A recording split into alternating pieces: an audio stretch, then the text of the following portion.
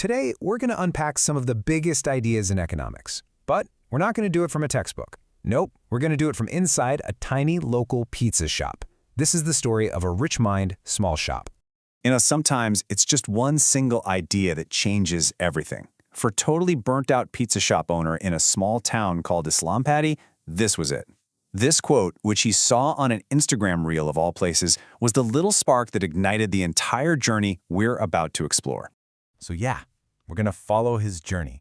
A journey from being completely exhausted, overworked, and getting nowhere, to figuring out how wealth and trade and growth actually work. And he learned it all from right inside his own kitchen. Our story kicks off with a problem that I think a lot of people can relate to. The owner, he was a classic one-man army. I'm talking making the dough, taking the orders, delivering the pizzas, mopping the floors, the whole shebang. And he was getting absolutely nowhere. He was busy, for sure, but he wasn't actually building a business. So, what changed? Well, he hired 3 people. Just 3. And look at the difference. On the left, you've got the chaos of one person trying to juggle everything. And on the right, you see the clarity that comes with a team. This simple division of labor was a total game changer. The shop didn't just get faster, it got a whole lot smarter. And this was the piece of advice that really sparked it all. His uncle's words were blunt, yeah, but they were so true. He wasn't an entrepreneur. He was just an underpaid employee of his own creation. It really highlights that huge, crucial difference between just being busy and actually building something that can grow beyond you. But here's where it gets really interesting. Something surprising happened once the work was divided up.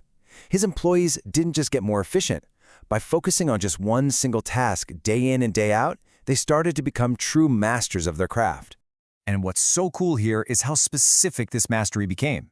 You had Raju, the pep guy, who developed such a feel for the ingredients he didn't even have to measure anymore. Then there was Meena on the oven, who created her own perfect system for timing everything. And Anwar, the delivery guy, he became a local logistics expert. They weren't just working, they were innovating, each in their own small way. So here's the crucial point. Specialization isn't just about efficiency. It's the engine of skill. When you do one thing over and over again, your brain and your hands start working together in this amazing way, uncovering all these little improvements that a generalist, someone doing everything, would never, ever find. This is a fundamental principle of productivity, right here. Okay, so with the shop running smoothly on the inside, the owner started to look outside. And he began to see something he'd never even noticed before. This massive, invisible network of cooperation that made his small business even possible in the first place. Let's just take something as simple as a pizza box. We never think about it, right? But just look at this journey. It starts with someone harvesting a tree. Then it goes to a mill, then to a printing shop, and only then does it finally arrive at his door.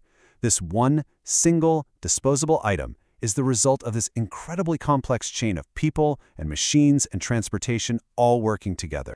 And this was his big aha moment, his profound realization. He might be the face of the shop, sure, but he's really standing on the shoulders of thousands of unseen collaborators. The farmer who grew the wheat for the dough, the mechanic who fixed the delivery truck, the person who designed his logo. They are all, in a way, part of the team. So what powers this giant, invisible web of cooperation? It's not charity. It's this concept, mutual self-interest. His cheese supplier, Arif, doesn't deliver fresh cheese every single day just because he's a nice guy. He might be, but he does it because it's good for his business, and our owner pays him because he needs that cheese. It's this honest exchange where both sides win, and that, right there, is what builds a reliable, trusting economy. This brings us to a question every business owner and really every customer wrestles with. Why do things cost what they cost? To answer that, we've got to unpack the difference between price and value. They're not the same thing. And the owner gets this exact question from a student. And it's a great one, isn't it? The ingredients are almost identical. The work is pretty similar. So why the higher price tag? What are you actually paying for? And here's the secret. It's so simple.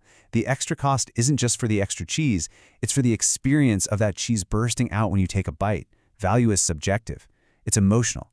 It's determined not by what it costs to make something, but by how much a customer actually desires it.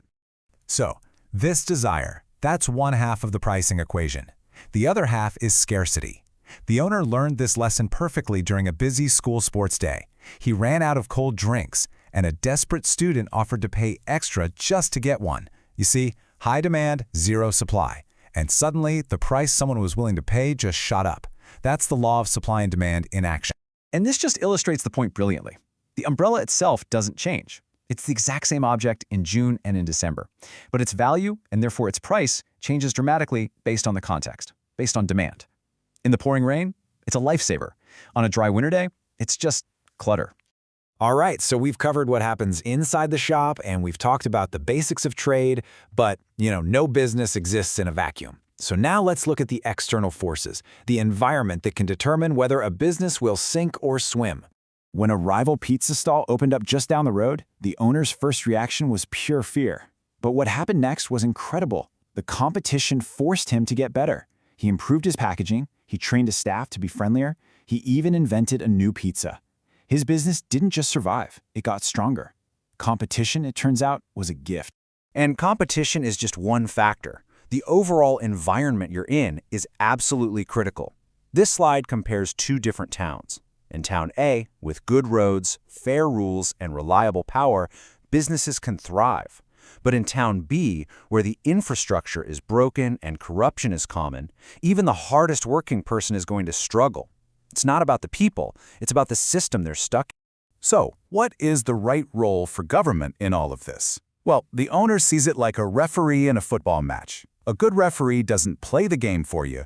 They just make sure the rules are clear, the field is safe, and the game is fair for everyone. Their job is to enable honest work, not to create a bunch of frustrating obstacles. And this leads to such a powerful lesson on trust. He hired a marketing student and, instead of micromanaging him, he gave him the freedom to try a new idea for a social media reel. And that one reel, born from freedom and trust, brought in a flood of new customers.